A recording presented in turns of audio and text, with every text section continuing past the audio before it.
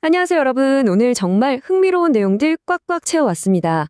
2026년 5월 23일 바로 오늘 쏟아진 글로벌 정치, 경제 10대 핵심 이슈들을 싹 모아서 하나의 명확한 큰 그림으로 엮어볼 텐데요. 이리저리 파편화된 뉴스들이 도대체 어떻게 하나로 연결되는지 그 단층성과 교량들을 속 시원하게 파헤쳐보죠. 자, 복잡해 보이는 이슈들을 딱 세 가지 테마로 깔끔하게 정리했습니다. 첫 번째, 글로벌 안보와 지정학적 갈등. 두 번째, 경제적 충격과 기술의 독주. 그리고 마지막 세 번째, 국제적 협력과 새로운 연대입니다. 그럼 바로 첫 번째 테마로 뛰어들어 볼까요? 첫 번째 테마, 글로벌 안보와 지정학적 갈등입니다. 지금 전 세계 갈등의 현주소가 어떤지 한번 짚어보겠습니다. 현재 미국의 대이란 접근법을 보면 진짜 흥미로운 투트랙 양상이 나타나고 있어요. 한쪽에서는 트럼프 대통령이 이란의 고농축 우라늄을 전량 파기하겠다, 그리고 호르무즈 해협 통행료는 절대 용납 못한다며 아주 강력한 경고장을 날리고 있죠. 그런데 동시에 루비오 국무장관은요, 마쿠 협상에서 긍정적인 신호들이 있었다면서 아주 신중하게 외교적 줄타기를 하고 있습니다. 물론 그 역시 이란이 통행료 시스템을 강행하면 외교는 끝이라고 확실히 선을 긋긴 했지만요.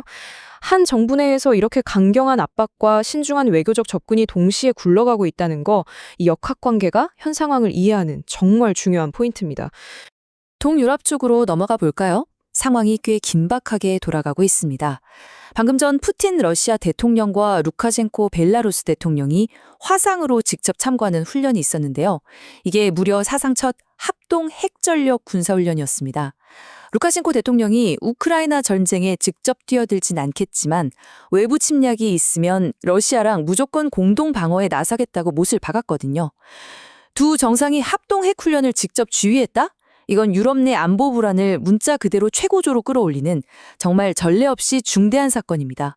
이런 지정학적 긴장은 중동에서도 외교적 파장으로 걷잡을 수 없이 번지고 있습니다. 이스라엘의 벤구비르 국가안보장관이 칩보된 가자 플로틸라 활동가들을 조롱하는 영상을 SNS에 올렸는데요. 그 직후 국제사회의 반응이 정말 빠르고 조직적이었습니다.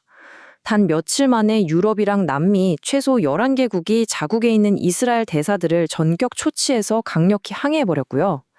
유럽의 의원들은 여기서 그치지 않고 즉각적인 EU 차원의 제재까지 강도 높게 요구하고 나섰습니다. SNS 게시물 딱 하나가 어떻게 순식간에 다국적 외교 위기를 촉발하는지 생생하게 보여주는 대목이죠. 자, 그럼 이런 마찰들이 시장에는 어떤 영향을 미치고 있을까요? 두 번째 테마, 경제적 충격과 기술의 독주로 넘어가 보겠습니다. 앞서 본 지정학적 위기들은 결국 실물 경제의 청구서가 돼서 우리한테 날아옵니다. 유럽 집행위원회가 유로존의 2026년 경제 성장률 전망치를 공식적으로 깎아내렸습니다. 이유는 아주 명확해요. 중동 분쟁이 불러온 직접적인 에너지 쇼크 때문입니다. 에너지 가격이 뛰면 기업들 생산 비용이 치솟잖아요. 그럼 그게 고스란히 소비자 물가 상승, 즉 인플레이션 리스크의 부활로 이어지는 거죠. 지정학적 마찰이 어떻게 꼬리를 물고 우리 실물 경제의 발목을 꽉 잡는지 보여주는 아주 전형적인 예시입니다. 그런데 여러분, 여기서 시선을 살짝만 돌려볼게요. 전통 경제가 이렇게 지정학적 무게에 짓눌려서 신음하고 있는 와중에 완전히 중력을 거스르면서 미친 듯이 질주하고 있는 곳이 있습니다. 바로 이 엄청난 숫자와 함께 말이죠. 여기서 정말 입이 떡 벌어지는 건 무려 85%라는 압도적인 폭등세입니다. AI 칩의 선두주자인 엔비디아가 올해 1분기에만 816억 달러, 우리 돈으로 치면 약 111조 원이라는 말도 안 되는 기록적인 매출을 찍었습니다. 전 세계가 에너지 쇼크니 물가 상승이니 벌벌 떨고 있는데 글로벌 AI 인프라를 향한 투자는 그냥 브레이크 고장난 트럭처럼 달리고 있는 거예요. 전통시장의 공포 따위는 전혀 신경 쓰지 않는다는 듯이 기술 섹터가 전 세계 자금을 블랙홀처럼 빨아들이고 있습니다. 진짜 게임 체인저가 뭔지 확실히 보여주는 거죠. 하지만 기술주가 이렇게 날아다닌다고 해서 마냥 안심할 수는 없습니다. 그 화려한 이면에는 전통시장의 취약성이 여전히 곳곳에 지뢰처럼 깔려 있거든요. IMF가 홍콩 경제를 향해 던진 이 경고를 한번 보시죠. 상업용 부동산, 그러니까 CRE의 심각한 침체가 금융 시스템을 흔들 수 있는 최대 단기 리스크로 지목됐습니다. 여기서 부동산 가격이 더 빠지면 어떻게 될까요? 은행권 대출 부실이 도미노처럼 터질 수 있다는 겁니다. 폭발적인 기술 붐 뒤에는 이렇게 고강도 모니터링이 필수적인 재무적 뇌관들이 숨어 있다는 사실 절대 잊으시면 안 됩니다. 이제 조금은 희망적인 방향으로 가볼까요? 세 번째 테마, 국제적 협력과 새로운 연대입니다. 세상이 사방에서 쪼개지고 치고받고 싸우는 것 같지만 가만히 들여다보면 무역, 인도주의, 보건이라는 세 가지 핵심 축에서는 여전히 굳건한 연대가 돌아가고 있습니다. 무역 쪽을 볼까요?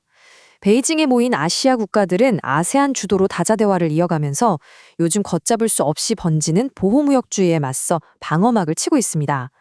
또 캐나다 같은 경우는 글로벌 안보가 이토록 불안한 와중에도 신흥국 공급망이랑 인프라를 지키겠다고 서아프리카에 3천만 달러 규모의 큼직한 인도적 지원을 쐈고요. 근데 여기서 진짜 핵심은 공중보건 쪽입니다.